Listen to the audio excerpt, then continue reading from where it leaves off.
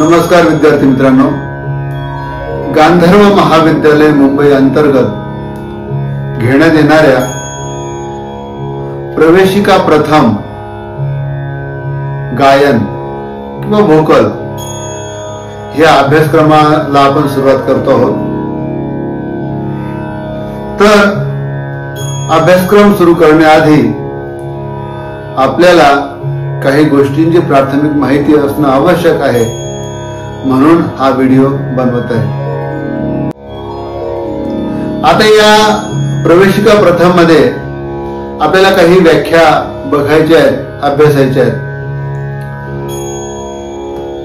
तर पहिली व्याख्या आहे संगीत। संगीत म्हणजे काय? आपण परीक्षेला बसल्यानंतर आपल्याला समोरचा परीक्षक विचारेल की संगीत म्हणजे काय, तर मग त्याची व्याख्या काय आहे की गायन, वादन आणि नृत्य या तीनही कलांचा संगम म्हणजे संगीत होय। त्यानंतर ध्वनी म्हणजे काय? ध्वनी म्हणजे काय की एखाद्या वस्तूवर दुसरी वस्तू आदळल्यानंतर जो आवाज निर्माण होतो त्याला ध्वनी किंवा नाद असं म्हणतात। मग त्याच्यामधून आपल्याला स्वर काढायचा असतो। आता सगळेच जे आवाज असतात ते संगीताला उपयोगी असतील असे नाही, तर मग त्या आवाजातील जे काही आवाज आहेत की जे आपल्याला उपयोगाचे आहेत, म्हणजे ठराविक उंचीच्या, ठराविक कंपन संख्येच्या कर्णमधुर आणि संगीतोपयोगी नादास स्वर असं म्हणतात। आता पुढे बघू शुद्ध स्वर, कोमल स्वर, तीव्र स्वर। आता आपल्या भारतीय संगीतामध्ये 7 स्वर हे शुद्ध स्वर मानले गेले आहेत। सा, रे, ग, म, प, ध, नी हे 7। आता हे 7 स्वर यांचे नाव सुद्धा आपल्याला माहित पाहिजे। सा म्हणजे षड्ज, रे म्हणजे ऋषभ, ग म्हणजे गंधार, म म्हणजे मध्यम, प म्हणजे पंचम, ध म्हणजे धैवत आणि नी म्हणजे निषाद। तर हे नाव सुद्धा आपल्याला माहिती पाहिजे। आणि शुद्ध स्वर म्हणजे काय की जेव्हा स्वर आपल्या नियत श्रुती स्थानांवर असतात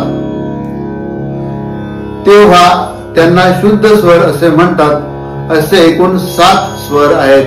सा, रे, ग, म, प, ध, नी। आता नियत श्रुती स्थान म्हणजे काय, तर हा भाग आपल्याला पुढच्या काही परीक्षांमध्ये शिकायला मिळेल। श्रुती म्हणजे काय आणि ते श्रुती स्थान म्हणजे काय हे आपण पुढील परीक्षामध्ये शिकणार आहोत। परंतु व्याख्या म्हणून एवढं पाठ तर निश्चित करायला पाहिजे की स्वर जेव्हा आपल्या नियत श्रुती स्थानांवर असतात तेव्हा त्यांना शुद्ध स्वर असे म्हणतात। मग आता कोमल स्वर म्हणजे काय? कोमल स्वर म्हणजे काय? शुद्ध स्वरांपेक्षा कमी उंचीच्या स्वरांना कोमल स्वर असे म्हणतात। जसं की शुद्ध रे त्याच्या आधी कोमल रे येतो, शुद्ध ग त्याच्या आधी कोमल ग येतो, शुद्ध ध त्याच्याऐवजी कोमल ध येतो आणि शुद्ध नी याच्या आधी कोमल नी येतो। तर अशा पद्धतीने 4 हे कोमल स्वर आहेत। त्यानंतर कोमल स्वरानंतर आपण जातो तीव्र स्वरांवर, जो की एकच आहे म। म हा कोमल होत नाही, तर म हा तीव्र होतो, म्हणून तो एक तीव्र स्वर असतो। तर असे बघा, शुद्ध स्वर 7, कोमल स्वर 4, रे, ग, ध, नी आणि एक तीव्र स्वर म म्हणजे मध्यम। तर अशा पद्धतीने 7 आणि 4 11 आणि एक तीव्र 12 असे एकूण 12 स्वर असतात।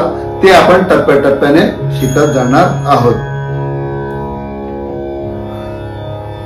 तीव्र स्वर म्हणजे काय की शुद्ध स्वरांपेक्षा जास्त उंचीच्या स्वराला तीव्र स्वर असे म्हणतात। जसं की कोमल स्वर शुद्ध स्वरांपेक्षा कमी उंचीच्या स्वरांना कोमल स्वर म्हणतात, तसं शुद्ध स्वरापेक्षा जास्त उंची असणाऱ्या स्वराला तीव्र स्वर असं म्हणतात। तो एकमेव आहे म, मध्यम। त्यानंतर अचल स्वर, जे स्वर आपले नियत स्थान कधीही सोडत नाही त्यांना अचल स्वर असं म्हणतात। ते सा आणि प हे 2 आहेत। सा आणि प हे कधीही शुद्ध आपला तीव्र किंवा कोमल होत नाही, म्हणून त्यांना अचल स्वर असं म्हणतात। वर्ज्य स्वर म्हणजे काय जे स्वर रागाच्या आरोहात किंवा अवरोहात घेतले जात नाही त्यांना वर्ज्य स्वर असं म्हणतात. म्हणजे उदाहरणार्थ आपण भूप राग जर बघितला, सा रे ग प ध सा असं म्हणतात. त्याच्यात मध्यम आणि निषाद म्हणजे म आणि नि त्याच्यात वर्ज्य आहे, म्हणून त्याला वर्ज्य स्वर म्हणतात. आपण जर विचारलं की भूप रागातले वर्ज्य स्वर कोणते, तर म आणि नि मनी वर्ज्य असं पण म्हणतो. तर वर्ज्य स्वर म्हणजे काय की जे स्वर त्याच्या आरोहात आणि अवरोहात घेतले जात नाही त्यांना वर्ज्य स्वर असं म्हणतात. त्यानंतर सप्तक आपण आधीच पाहिलं की 7 स्वर जे आहेत त्यांच्या समूहाला सप्तक असे म्हणतात. सा रे ग म प ध नि. आता सप्तकात 3 प्रकार आहेत. सप्तकाचे 3 प्रकार आहेत. एक मंद्र सप्तक, एक मध्य सप्तक आणि एक तार सप्तक. आपण सहसा गायन हे मध्य सप्तकात करतो.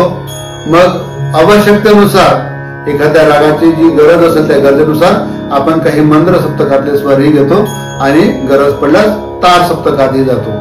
परंतु आपल्या अभ्यासासाठी 3 महत्वाचे सप्तक आहेत. एक मंद्र सप्तक, मध्य सप्तक आणि तार सप्तक. आता थाट म्हणजे काय की राग निर्माण करण्याची क्षमता असलेले 7 स्वरांची आरोही रचना म्हणजे थाट होय. थाटला मेल असंही म्हणतात. म्हणजे जसं आपण आरोह आणि अवरोह असं रागात घेतो. आरोह म्हणजे काय की चढत्या क्रमाने खालून स्वर वर जातात. सा रे ग म प ध नि सा हा झाला आरोह. आणि अवरोह म्हणजे काय वरून खाली सा नि ध प म ग रे सा हा झाला अवरोह. मग थाटात काय असतं, थाट हा फक्त आरोही असतो. 7 स्वर असतात आणि ते फक्त आरोह असतो, त्याच्यामध्ये अवरोह नसतो. त्याला मेल सुद्धा म्हणतात. अलंकार मी आधी सांगितलं की संगीत शिकत असताना आवाजावर संस्कार व्हावे म्हणून ज्या स्वरांच्या उलट सुलट रचना केल्या जातात त्याला अलंकार असं म्हणतात. पुढे राग. रंजयती इति रागा म्हणजे मनाचं रंजन करण्यासाठी, मनाचं मनोरंजन करण्यासाठी विशिष्ट स्वरांची नियमबद्ध रचना म्हणजे राग होय. ही व्याख्या तुम्ही पाठ करून टाका. त्यानंतर वर्ग किंवा जाती. रागाच्या आरोह आणि अवरोहातील स्वर संख्येवरून रागाचा वर्ग ठरवला जातो. त्यासच राग जाती असे हे म्हणतात. रागाचे एकूण 3 वर्ग आहेत, ओढव, शाडव, संपूर्ण. बघा एखाद्या रागात 5 स्वर घेतले जातात. जसं मी भूपचंही उदाहरण दिलं, सा रे ग प ध सा, सा ध प ग रे सा. 5 स्वर घेतात. ज्या रागात 5 स्वर घेतले जातात त्याला ओढव असे म्हणतात. ज्या रागात 6 स्वर वापरले जातात आरोहात आणि अवरोहात त्याला शाडव असे म्हणतात. ज्या रागात 7 स्वर वापरले जातात त्याला संपूर्ण असं म्हणतात. ओढव, शाडव आणि संपूर्ण अशा 3 रागजाती आहेत. कधी कधी असे असतं की एखाद्या रागात आरोहात 5 स्वर घेतले जातात, अवरोहात 6 घेतले जातात, मग त्याला ओढव शाडव जातीचा राग असे म्हणतात. एखाद्या रागात आरोहात 6 घेतील, अवरोहात पूर्ण स्वर घेतात, त्याला शाडव संपूर्ण असं म्हटलं जातं. याला राग जाती असं म्हणतात. त्यानंतर वादी. वादी म्हणजे काय की रागातील मुख्य स्वर असतो. एखाद्या रागात मुख्य स्वर असतो, त्या रागाभोवती बरेचशा वलय असतात आणि परत परत फिरून त्या स्वरावर त्या रागात आपण येतो, त्याला स्वराचा वादी स्वर असं म्हणतात. त्यानंतर तो मुख्य स्वर असतो आणि त्याच्या नंतर उपमुख्य स्वर असतो, त्याला संवादी असं म्हणतात. वादी आणि संवादी. आता रागाचं पूर्वांग आणि उत्तरांग याचा जर विचार केला, सा रे ग म हे झालं पूर्वांग, प ध नि सा हे झालं उत्तरांग. तर बऱ्याचदा असं असतं किंवा नेहमीच असं असतं की जर वादी स्वर पूर्वांगात असेल तर संवादी स्वर हा उत्तरांगात असतो आणि वादी जर स्वर उत्तरांगात असेल तर संवादी स्वर हा पूर्वांगात असतो. हे लक्षात घ्यायला पाहिजे. पकड. पकड म्हणजे काय की ज्या स्वर समूहावरून राग पटकन ओळखला जातो त्याच रागाची पकड असे म्हणतात. आता आपण परत भूपचं उदाहरण घेऊया.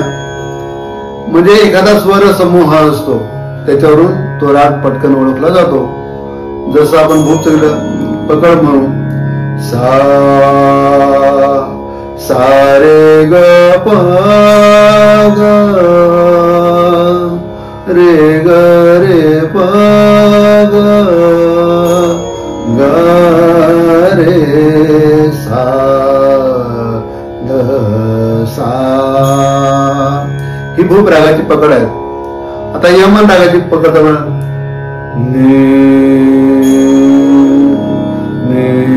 रे ग म प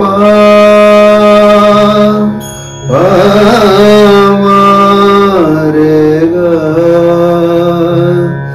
नी रे ग नी रे सा ही झाली यमन रागाची पकड. तर हे फ्रेज असते. त्या फ्रेजवरून आपल्याला तात्काळ कळतं की हा राग कोणता आहे. त्याला पकड असं म्हणतात. आलाप आलाप म्हणजे काय असतं की स्वर हे विस्ताराने म्हटले जातात. रागातील स्वरांची संथ गतीने विस्तार करणे या क्रियेस आलाप असे म्हणतात. म्हणजे हळूहळू हळूहळू एक एक स्वर हळूहळू पद्धतीने घेत जाणे याला आलाप असे म्हणतात. याच्या विरोधात आहे तान. तर तान ही जलद गतीने घेतली जाते. म्हणजे जे स्वर आहेत ते जलद गतीने घेतले जातात. आता उदाहरणार्थ यमन रागात आपण आलाप घेऊ सा नी रे सा नी रे ग नी रे सा.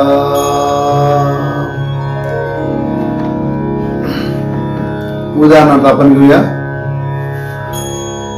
भूप याचा एक आलाप घेऊया सा ल सा ल सा रे ल सा आलाप झाला. आणि मग तान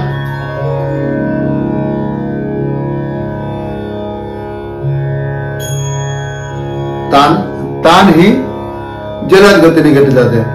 सारे ग प ध ब ग प ध ब ग प ग रे सा असं. म्हणजे एका मात्रेत दोन दोन स्वर घेतले जातात. याला तान असं म्हणतात.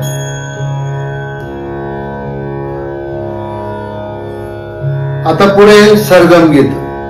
एखाद्या रागातील स्वरांची तालबद्ध रचना म्हणजे सरगम गीत होय. म्हणजे ते जे स्वर असतात जे तालात म्हटले जातात त्याला सरगम गीत असे म्हणतात. ते आपण प्रत्यक्ष अभ्यास करताना शिकणार आहोत. लक्षण गीत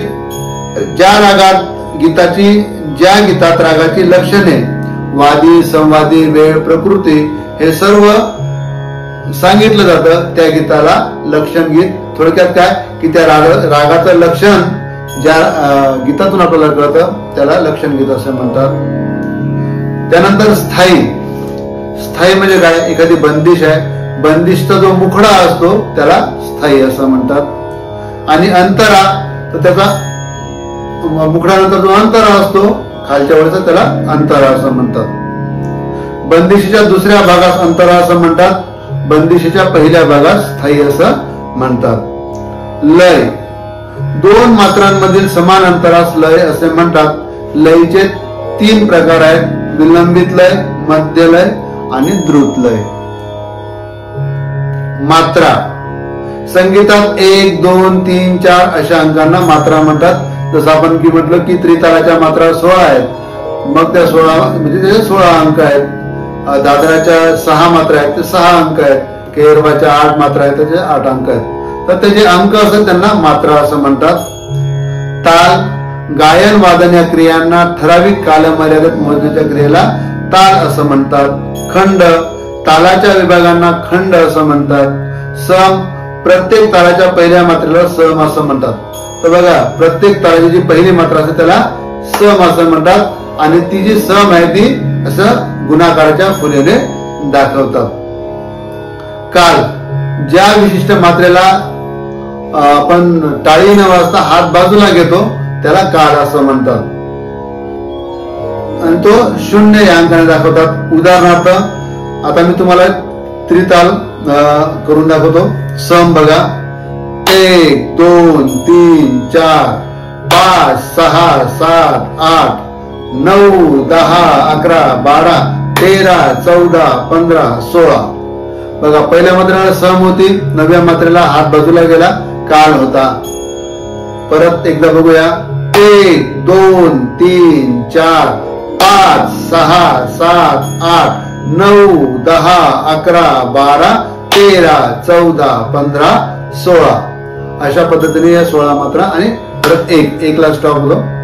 तर अशा पद्धतीने मग आपण त्रिताल कसं म्हणणार की मात्रा 16, खंड 4 मात्रांचे 4 खंड, टाळी 1 5 13व्या मात्रेला, काल 9व्या मात्रेला. अशा पद्धतीने आपल्याला माहिती देता येईल. दुप्पट, आता मूळ लयीच्या एका मात्रेत 2-2 मात्रा म्हणण्याच्या क्रियेला दुप्पट किंवा दुग्गुण असे म्हणतात. जसं की बघा, 1 2 3 4 5 6 7 8 9 10 11 12 13 14 15 16. ही झाली एक पट. आता दुप्पट कसं म्हणणार? एका मात्र 2-2 अंक म्हणायचं. 1 2 3 4 5 6 7 8 9 10 11 12 13 14 15 16. 1 2 3 4 5 6 7 8 9 10 11 12 13 14 15 16 1. अशा पद्धतीने आपण काय करू शकतो की दुप्पट दाखवू शकतो. या पद्धतीने तिप्पट दाखवता येते आपल्याला. एका 3-3 मात्रा घेऊन आपल्याला तिप्पट पण दाखवता येते. त्यानंतर आता ठेका. तबल्यावर वाजवण्याच्या बोलांना ठेका असे म्हणतात. तबल्यावर वाजवल्या जाणाऱ्या बोलांना ठेका असं म्हणतात. आवर्तन म्हणजे काय की तालाच्या चक्राकार गतीला आवर्तन असे म्हणतात किंवा प्रत्येक तालाच्या पहिल्या मात्रेपासून शेवटच्या मात्रेपर्यंतच्या एका फेऱ्यास आवर्तन असं म्हणतात. बघा, पहिल्या मात्रेपासून शेवटच्या मात्रेपर्यंत. उदाहरणार्थ आपण केरवा ताल घेतला तर धागे न तीन कधीन धा, हे झालं एक आवर्तन. याला आवर्तन असं म्हणतात. म्हणजे पहिल्या मात्रेपासून शेवटच्या मात्रेपर्यंत 1 2 3 4 5 6 7 8 1. हे झालं एक आवर्तन पूर्ण. तर व्हिडिओ थोडा मोठा झाला असेल, परंतु एक ज्या व्याख्या आहेत ज्या तुम्हाला परीक्षक विचारू शकतात त्या व्याख्यांसाठी मी हा व्हिडिओ बनवलेला आहे. परत तुम्हाला याचं मी ट्युटोरियल पण देणार आहे आणि हे व्हिडिओ पण आहे. तर तुम्ही हे व्हिडिओ आणि ट्युटोरियल वरून या सर्व व्याख्या पाठ करून घ्यायच्या आहेत. आपली परीक्षा साधारणतः नोव्हेंबर महिन्याच्या 15 ते 20 तारखेच्या दरम्यान असणार आहे. त्या निमित्ताने आपण अभ्यास करायचा आहे. ठीक आहे, धन्यवाद.